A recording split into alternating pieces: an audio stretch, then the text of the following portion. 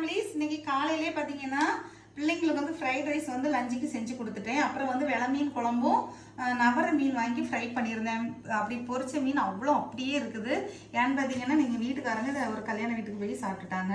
பிள்ளைங்களுக்கு காலையிலே school lunch கொடுத்துட்டுட்டேனா அப்புறம் நான் மட்டும்தானே அப்படின்னு சொல்லிட்டு நான் அன்னைக்கு சாப்பிடவே இல்லை பார்த்துக்கோங்க.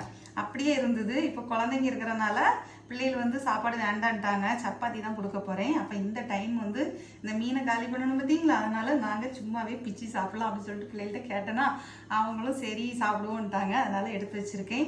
ரொம்ப டேஸ்ட்டாக இருக்கும். இங்கே பாருங்கள், நல்ல பெரிய பெரிய பீஸாட்டு சூப்பராக இருக்குது.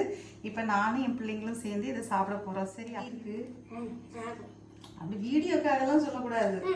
உண்மையிலே நவர மீன் வந்து ரொம்ப டேஸ்ட் பார்த்துக்கோங்க. ஏன்னா இது குழம்பு வந்து பார்த்தீங்கன்னா நவர மீனை பொறுத்த வரைக்கும் அப்படி கொஞ்சம் கரைஞ்சிரும். அதனால கொஞ்சம் கடைசியில் தான் போட்டு எடுக்கணும். அப்போ குழம்பு டேஸ்ட்டாக இருக்கும். நான் அன்னைக்கு ஃப்ரை பண்ணேன்னா செம்ம டேஸ்ட்டு.